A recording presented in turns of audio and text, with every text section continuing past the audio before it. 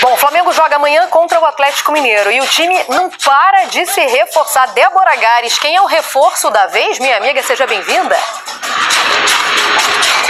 Oi, Mari, tudo bom? Boa tarde pra você, querida, todo mundo que nos acompanha. O Flamengo aguarda agora a chegada do meia colombiano Jorge Carrascal. Está previsto para hoje por volta de 4 horas da tarde. Ele chega para fazer exames, assinar contrato e, se der tudo certo, pode inclusive ser apresentado à torcida antes da partida de amanhã. Junto com ele pode ser apresentado também o atacante Samuel Lino. Esse chegou ontem, já fez os exames e treina hoje com o grupo hoje à tarde. Além disso, o Flamengo também está de olho num centroavante argentino, o Lucas Beltrán, pertence à Fiorentina da Itália. O clube italiano já manifestou que aceita negociar. Falta agora convencer o jogador a voltar a atuar aqui no futebol sul-americano. Enquanto isso, o grupo está se preparando para esse jogo de amanhã. O treino é hoje à tarde. Expectativa de retorno dos laterais Alexandro e também Ayrton Lucas, que estão recuperados de lesão. E falando ainda de reforços, ontem o Flamengo apresentou o lateral Emerson Royal. O Richard Souza acompanhou tudo e conta agora pra gente na reportagem. Dizem por aí que o novo lateral direito do Flamengo se parece com um antigo lateral direito do Flamengo. Será? Não. Mano, começa com esse papo onde tem um númerozinho do Zapa. Esse número é meu. Emerson Royal e Rodinei já trocaram figurinhas na rede social. O Rodi disse: "Parem de me confundir. Bonito igual eu, difícil." O Emerson respondeu: "Na beleza e no estilo não dá pra você. Desculpe, irmão." Fim de comparação. Além da autoestima, da posição e do número da camisa, existem outras semelhanças. Os dois jogaram na Ponte Preta no início de carreira e são figuraças. Próximo bloco. É o comercial da gelatina. Abre a boca, é Royal. E quando eu era pequeno, eu chorava muito. Aí tem uma tia minha que falava: Royal, bocão, porque eu via com o bocão. A história do Rodilindo no Flamengo tá feita, inclusive com gol de título. Emerson curte os primeiros dias. Aos 26 anos, volta ao Brasil depois de 6 temporadas e meia na Europa. Que eu tava voltando pro Brasil, que eu ia regressar na minha carreira, e muito pelo contrário. O Flamengo é um time enorme, quero mostrar meu futebol aqui, venho com uma experiência e vou tentar fazer o meu melhor para poder ajudar o Flamengo a conquistar coisas, e obviamente que eu tenho na minha cabeça em voltar para a seleção. Falta menos de um ano para a Copa do Mundo e aqui no Flamengo o Emerson espera estar mais próximo do Mundial. Será treinado por um ex-lateral e já recebeu carta branca do Felipe Luiz. Ele pode me ajudar bastante também nesse meu desenvolvimento aqui dentro do clube. Falou pra mim que eu posso pedalar aí pra cima, e quando o treinador fala isso pra mim, tem um risco que eu vou todas. O risco de tentar agradar a uma torcida inteira, ele já assumiu. E uma nova paixão também. Quando eu senti o calor da torcida, quando eu vi o estádio, estando do lado do Flamengo, eu falei: como que eu não conhecia isso? Como que eu nunca torci pro Flamengo? Na verdade, a perna treme.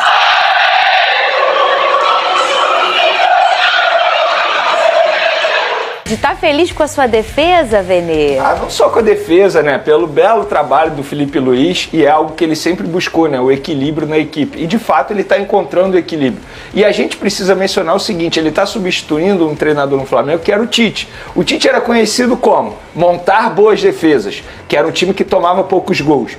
Mas isso não aconteceu com o Tite, e acontece agora com o Felipe Luiz. E o que aconteceu com o Tite? Quando ele perdeu o Pedro, ele ficou sem o poder dele ofensivo. O Felipe Luiz totalmente inverso. Ele não teve o Pedro durante muito tempo e conseguiu tirar proveito da situação, conseguiu fazer o Flamengo jogar bem, mesmo sem seu principal centroavante. Então acho que o Felipe Luiz hoje ele consegue aquilo que ele sempre buscou, o tal equilíbrio. E eu acho que a maior arma do Flamengo nessa temporada, de fato, é o setor defensivo. É um time que é muito pouco vazado, é muito difícil você fazer gol no Flamengo, e além disso ainda tem uns jogadores que estão vivendo uma fase artilheira. Se a gente juntar os 3 zagueiros, Danilo, Léo Ortiz, Léo Pereira, eles somam 10 gols na temporada, é mais de 10% dos gols do Flamengo no ano.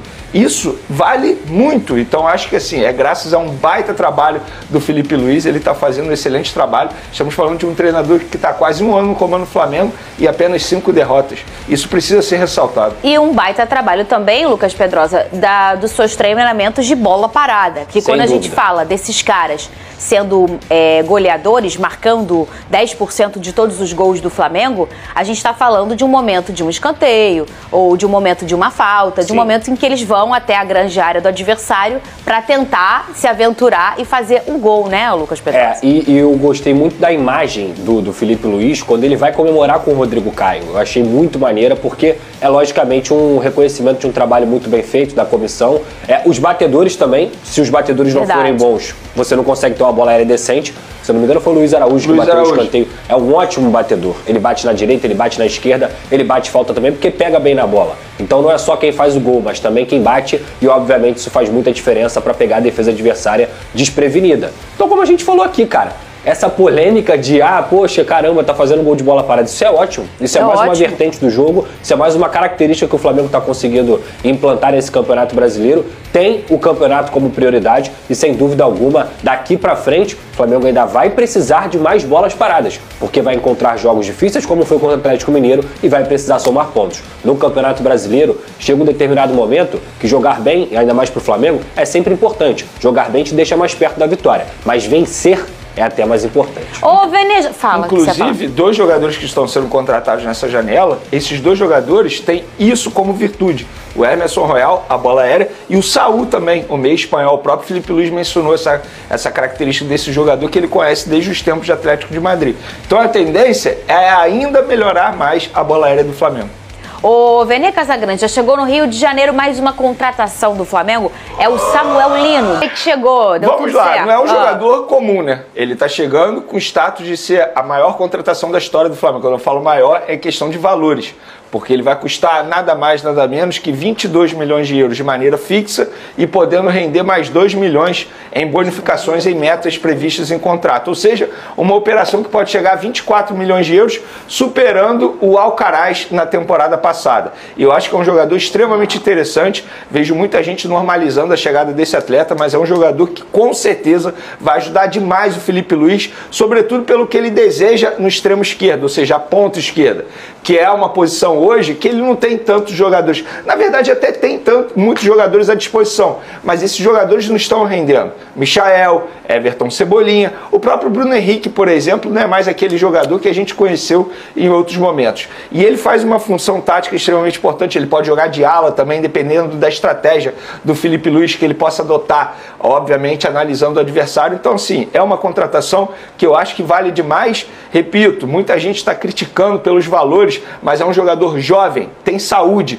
ele não sofre lesão. A lesão mais grave que ele teve foi em 2023, ainda no Atlético de Madrid, que foi um problema no joelho, mas foi um tratamento conservador. Então isso vai ajudar demais. Eu acho que ele chega aí com uma boa avaliação, não só da diretoria, mas também pelo técnico Felipe Luiz. Sabe quantos anos ele tem, Vene? 26 anos. Lucas Pedrosa, vale esse valor? Vamos lembrar que ele está aí sendo ao lado do Danilo, a maior contratação feita aqui no nosso futebol carioca, né? Na história, né? Sim. Os mesmos 22 milhões, não é isso? 22 isso, fixo. é o mesmo valor do Danilo, do Botafogo. E aí a gente estava fazendo de um top, não sei se 5, mas 10 com certeza do Brasil. Eu acho que top 5 sim, tá? Acho que tem aí o Vitor Roque, acho que tem o Almada um pouquinho abaixo, o Almada depois, abaixo. Enfim, mas ele tá aí numa das maiores contratações. O Almada tá abaixo do Danilo. Abaixo do Danilo, então ele porque o Almada foi 20 milhões de dólares na ocasião. Isso, exatamente. E aí, o Lucas Pedrosa, fala comigo, você acha que vale esse valor para esse jogador? Olha, Fernanda, eu sempre falo o seguinte, jogador caro é aquele que não entrega. Então, assim, o Luiz Henrique chegou aqui no Botafogo. Ele simplesmente conseguiu fazer a maior temporada da história do Botafogo, conseguindo o Campeonato Brasileiro e a Libertadores. O Luiz Henrique foi caro? É lógico que não. O Luiz Henrique foi barato até, se você for comparar o desempenho que ele teve em campo. Eu acho que o Samuel Lino joga tanto quanto o Luiz Henrique? Acho que não. Mas eu vou repetir aqui novamente, gente. O Samuel Lino, ele chega numa equipe, não é para ser solução de nada. Ele chega para jogar em uma equipe que já é extremamente forte. É um ponta que veio do Atlético de Madrid, ou seja, ele estava na primeira prateleira da Europa. A gente fala sempre aqui sobre a supervalorização que o futebol está tendo. Então, ele vale ou não vale? Eu acho que esse é um valor ok para um jogador de 26 anos, que estava no Atlético de Madrid, uma das maiores equipes da Espanha e também do mundo, e que o Flamengo foi lá fazer o investimento. Ele é um cara que vai acabar com o futebol brasileiro? Eu não acredito nisso, sinceramente. Não acho que ele é um cracaço de bola, mas ele é um jogador que, dentro do aspecto que o Flamengo pede, que é um ponto esquerda e que é uma posição, entre aspas, muito entre aspas, carente nesse time do Flamengo, eu acho que ele pode ser um jogador crucial para o Flamengo conquistar os títulos que precisa. Ele não vai ser o grande craque, ele vai ser uma peça da engrenagem, é uma peça muito positiva. Veneil Carrascal, agora deu certo, já acertou com o Flamengo. Enfim, a última novela. Maria do Bairro. Último capítulo da novela, acabou. Eu nem considero novela, né? A gente pode chamar de série, tipo Lost, aquela que não acabava nunca. Quantos meses? Pô, eu acho que essa daí foi a negociação mais demorada que eu acompanhei como jornalista. Dá um veneno. Acho que foi, cara, porque essa daí rendeu mais de 2 meses, Fernanda. Isso aí começou bem antes da Copa do Mundo de Clubes. Não teve alguém que foi mais? Então, o Vitinho, na ocasião, em 2018, demorou muito também. Muito, muito, muito. Mas não demorou tanto quanto a do Carrascal. A do Carrascal demorou demais. Mas, enfim, chegou o último capítulo, ele já se despediu dos companheiros do Dinamo de Moscou, embarca nessa noite lá na Rússia, e aí ele vai sair de Dubai, vindo direto aqui para o Rio de Janeiro, desembarca nessa manhã de quarta-feira, e aí vai se apresentar, enfim, ao técnico Filipe Luís, e é um jogador que está custando alto. Ele não está custando barato não, 12 milhões de euros, cerca de 80 milhões de reais. Então esse jogador chega com uma expectativa muito grande em relação ao torcedor rubro-negro, porque a forma como o Flamengo buscou a contratação dele, um esforço absurdo de tempo e também financeiramente falando, cria uma expectativa muito alta. E ele vai chegar para brigar por uma vaga com nada mais, nada menos que a Arrascaeta, que hoje é o principal jogador do meio de campo do Flamengo. Eu espero que dê certo a contratação. Futebol ele tem, ele já mostrou isso, a seleção de jogador da seleção colombiana, ou seja, tem potencial. Agora, se vai dar certo ou não, a gente não sabe.